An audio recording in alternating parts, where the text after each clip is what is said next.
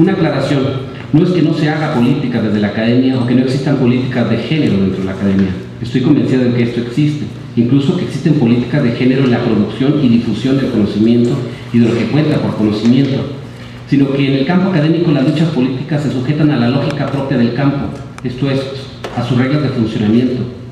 Las disputas y las herejías pasan por esas reglas y por la demostración de la necesidad de su transformación. El conocimiento de la tradición, la discusión epistémica, teórica y metodológica, la confiabilidad y la veracidad, el apego al dato, esa es la diferencia entre la dimensión política de una investigación sobre pobreza y mujeres y un panfleto sobre el mismo tema. El panorama del feminismo es más complejo que esta dualidad que hemos comentado, o que he comentado yo, pues dentro de esta tradición de reflexión y de intervención política no hay una, sino múltiples formas de describir, explicar y superar las condiciones de opresión, dominación, explotación, segregación, marginación y violencia de las mujeres. Esta diversidad obedece tanto el carácter cambiante de la sociedad y el cumplimiento mismo de una agenda que se reescribe al paso de las conquistas, como a la diversidad de concepciones mismas que se tienen de la sociedad, las cuales pueden explicarse como producto de formaciones teóricas y políticas distintas de las propias feministas. A fin de cuentas, pueden explicarse porque quienes hacen las reflexiones y participan en el quehacer académico y político tienen historias sociales y cognitivas distintas. Feminismo liberal, marxista, socialista, existencialista, psicoanalista, radical, posmoderno, anarquista, del tercer mundo, ecologista, son intentos de agrupación de esta diversidad teórica y política, de allí que hay quienes prefieren hablar de feminismos en plural y no de feminismo. La diversidad de temas y prioridades incrementan aún más las diferencias, pero también deberían de incrementar las posibilidades de diálogo. Hay, sin embargo, un horizonte común. Todos los feminismos consideran como sus sujetos políticos y reflexión a las mujeres, y de repente digo, bueno, no, hay los que siguen hablando de la mujer, aun cuando difieran en la concepción misma de lo que significa ser mujer, o de quién cuenta o no por mujer, como lo señalan los debates en torno a la inclusión o no de personas intersexuales o transexuales y transgéneros. La idea básica de las condiciones de vida de las mujeres son productos sociales históricos y no ya las expresiones de la naturaleza, está presente no sin ambigüedades a lo largo de las producciones feministas, desde Wollstonecraft hasta nuestros días. Esa es la idea central que subyace en el concepto género. Ciertamente este término se ha enriquecido desde su utilización por el psicólogo Stoller hasta las actuales concepciones de Judith Butler. El término género, sin embargo, permitió resumir en una categoría de las ciencias sociales una concepción importante del feminismo y con ello creció en legitimidad académica. El ensayo clásico de Gayle Rubin es una pieza maestra por su capacidad de insertar la discusión de la injusta e inequitativa situación de las mujeres en el corazón de la teoría psicoanalítica y antropológica, al tiempo que hacía emerger el sesgo sexista no contemplado por las teorías de Freud y Lévi-Strauss. Es un ejemplo claro del esfuerzo de competencia académica que han tenido que dar las académicas feministas. El ensayo de Gayle Rubin, que involucra el concepto género, coincide con e incrementa la legitimidad de la inserción de los estudios feministas en las universidades. La tradición feminista adquiere nuevos bríos, crece y se diversifica en las variadas tradiciones disciplinarias: economía, ciencia política, sociología, antropología, estudios culturales, psicología, filosofía, historia, literatura, ecología, educación, psicoanálisis, por mencionar los más conocidos. El ensayo libre y con fines más bien políticos cede su paso en este contexto al artículo de investigación científica, al rigor del método y al apego al dato, al paper y al libro que ha pasado por múltiples dictámenes por pares académicos. Las dos dimensiones del feminismo adquieren desde entonces un grado mayor de autonomía, aun cuando en los años 80 y 90, con el desarrollo de las ONG y la proliferación de los financiamientos, se multipliquen los puntos de contacto y no pocas veces dicha autonomía se supedite, a veces en términos temáticos, a veces en la profundidad misma de las investigaciones, a las exigencias y a la agenda de la fundación en turno. Los estudios feministas o de la mujer se comienzan a llamar estudios de género. En muchas universidades, sin embargo, se mantiene como una afirmación política alguno de los términos anteriores.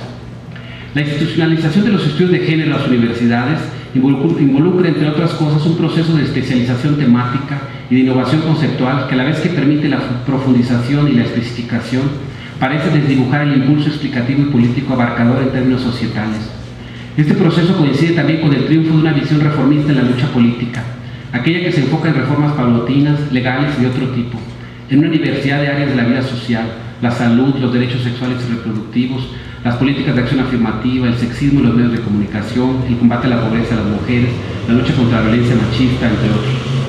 El paso a los estudios de género no significa de por sí la ampliación de dichos estudios a los hombres como sujetos genéricos. En Estados Unidos han entrado más rápidamente, aunque no por ello de manera suficiente, en este campo académico los estudios lésbico-gays. Así, los departamentos de estudios de la mujer en muchas universidades norteamericanas tienen, por ejemplo, un programa de estudios lésbico-gays, pero pocas veces programas o líneas de estudio de género de los hombres, los cuales han crecido más bien desde los departamentos de psicología, antropología o estudios culturales.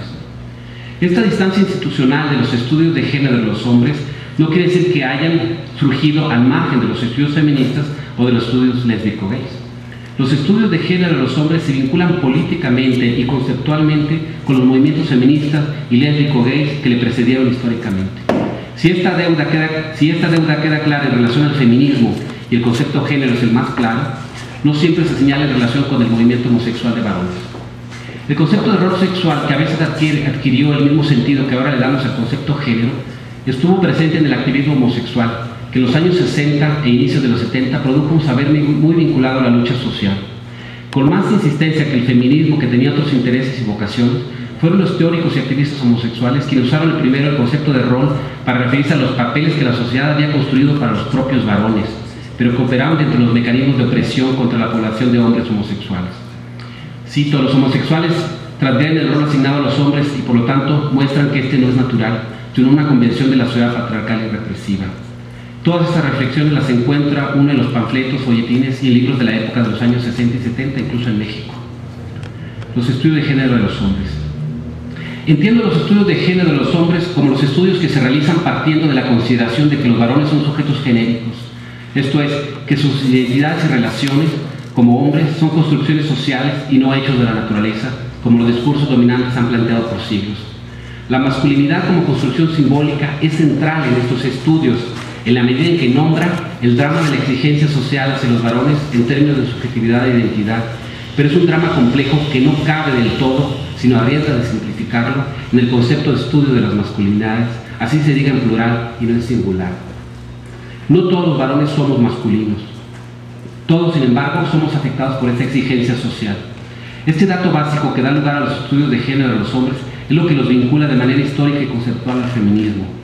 De la misma manera, muchas otras aportaciones feministas relacionadas con el trabajo, el poder, la familia, la sexualidad, han sido recuperadas por estos estudios y fueron fundamentales en el armazón teórico inicial. Estos estudios de género de los varones son de profunda raigambre feminista, tanto en su vertiente reflexiva teórica como en su vertiente política, si hemos de creer en los señalamientos de Víctor Seidler sobre la influencia de las compañeras feministas en sus primeros grupos de reflexión. Hay que introducir una precisión, sin embargo.